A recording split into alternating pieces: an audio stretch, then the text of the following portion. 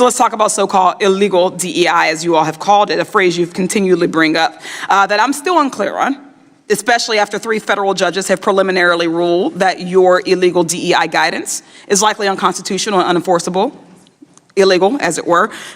Secretary McMahon, during your confirmation hearing, you were asked by Senator Chris Murphy if an African-American history class violated the administration's position on diversity, equity, and inclusion. You said you'd like to look into it.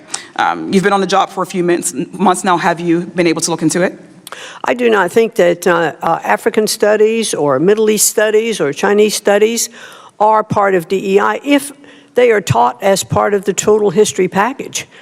So that if you're giving the facts on both sides, of course they're not DEI. I don't know what both sides of African-American history would be.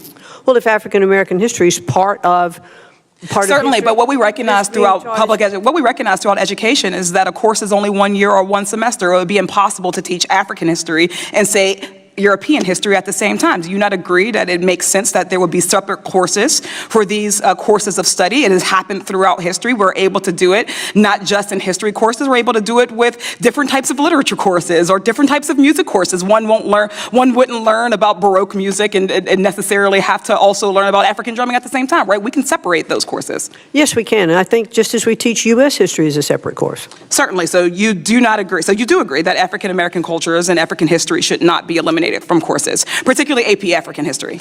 Well, I think that African history can certainly be taught and not be considered a DEI course. Oh, thank you. I have a few other examples that I would like your thoughts on, simple yes or no. If this is a legal DEI, an example, would you say that it would be an illegal DEI for a lesson plan on the Tulsa Race Massacre? I'd have to get back to you on that. Do you know what the Tulsa Race Massacre is? I'd like to look into it more and get back to you on it. Okay, so I look forward to that. How about the book Through My Eyes by Ruby Bridges, for instance? I haven't read that. Have you learned about Ruby Bridges?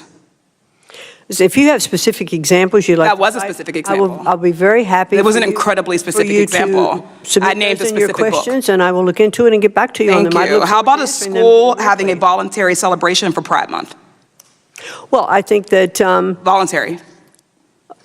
Well, let's make sure that in our schools this is yes or no? We're looking. No, it's not. Okay. How about social studies standards that teach that President Biden won the 2020 election?